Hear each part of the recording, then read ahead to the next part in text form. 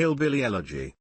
Hillbilly Elegy, a memoir of a family and culture in crisis, is a 2016 memoir by J.D. Vance about the Appalachian values of his Kentucky family and the social and socio-economic problems of his hometown of Middletown, Ohio, where his mother's parents moved when they were young. In 2020, it was adapted into the film Hillbilly Elegy, directed by Ron Howard and starring Glenn Close and Amy Adams. The film received mixed reviews, being nominated for both the Golden Raspberries and the Academy Awards. Summary. Vance describes his upbringing and family background while growing up in Middletown, Ohio. He writes about a family history of poverty and low-paying, physical jobs that have since disappeared or worsened in their guarantees, and compares this life with his perspective after leaving it. Though Vance was born and raised in Middletown, his mother and her family were from Breathitt County, Kentucky. Their Appalachian values include traits such as loyalty and love of country despite social issues, including violence and verbal abuse. He recounts his grandparents' alcoholism and abuse, and his unstable mother's history of drug addictions and failed relationships. Vance's grandparents eventually reconciled and became his de facto guardians. His strict but loving grandmother pushed him, and eventually Vance was able to leave Middletown to attend Ohio State University and Yale Law School. Alongside his personal history, Vance raises questions about the responsibility of his family and people for their misfortune. Vance blames hillbilly culture and its supposed encouragement of social rot. Comparatively, he feels that economic insecurity plays a much lesser role. To lend credence to his argument, Vance regularly relies on personal experience. As a grocery store checkout cashier, he watched welfare recipients talk on cell phones. Although the working Vance could not afford one. His resentment of those who seemed to profit from poor behavior while he struggled, especially combined with his values of personal responsibility and tough love, is presented as a microcosm of the reason for Appalachia's overall political swing from strong Democratic to strong Republican affiliations. Likewise, he recounts stories intended to showcase a lack of work ethic, including the story of a man who quit after expressing dislike over his job's hours and posted to social media about the Obama economy, as well as a co-worker, with a pregnant girlfriend, who would skip work. Publication. In July 2016, the book was popularized by an interview with the author published by the American Conservative. The volume of requests briefly disabled the website. Halfway through August, the New York Times wrote that the title had remained in the top 10 Amazon bestsellers since the interview's publication. Vance credits his Yale contract law professor Amy Chua as the authorial godmother of the book. Reception.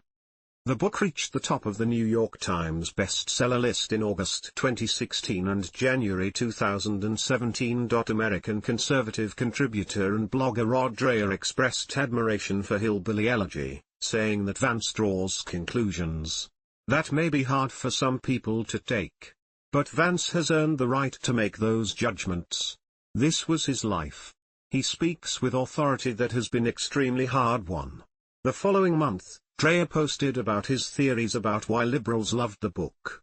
New York Post columnist and editor of commentary John Podhoretz described the book as among the year's most provocative. The book was positively received by conservatives such as National Review columnist Mona Choron and National Review editor and Slate columnist Rehan Salam.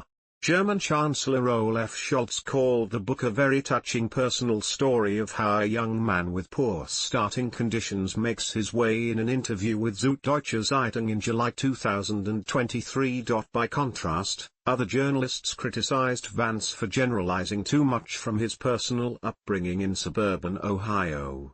Jared Yates Sexton of Salon criticized Vance for his damaging rhetoric and for endorsing policies used to gut the poor.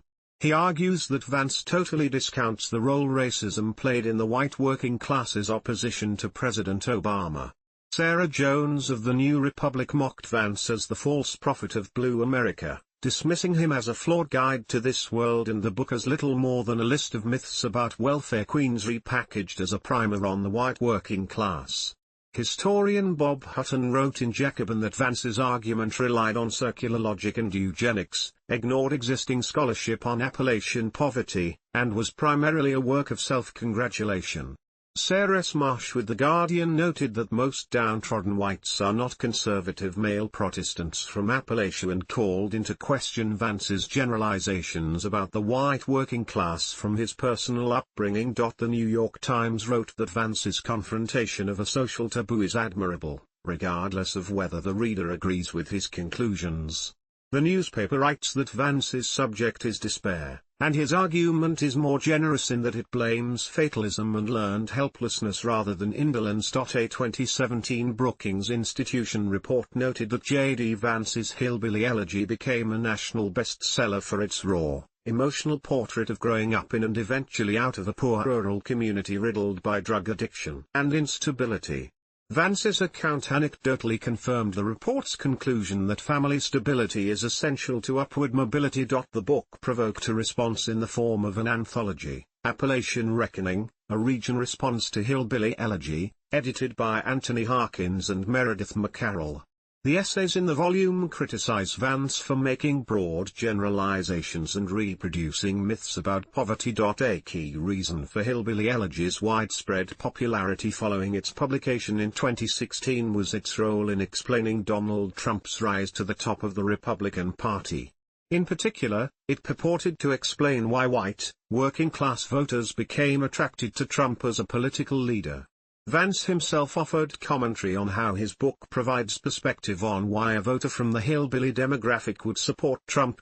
Although he does not mention Trump in the book, Vance openly criticized the now former president while discussing his memoir in interviews following its release. Vance walked these comments back when he joined the 2022 U.S. Senate race in Ohio, and now openly endorses Trump. In July 2024, Vance was picked by Trump to be his running mate on the Republican ticket for the 2024 U.S. presidential election. After the announcement, sales of the book and viewership for the film on Netflix increased dramatically. Film adaptation. A film adaptation was released in select theaters in the United States on November 11, 2020, then digitally on Netflix on November 24. It was directed by Ron Howard and stars Glenn Close, Amy Adams, Gabriel Basso, and Haley Bennett. Although a few days of filming were done in the book's setting of Middletown, Ohio, much of the filming in the summer of 2019 was in Atlanta, Clayton, and Macon, Georgia, using the codename Ivan.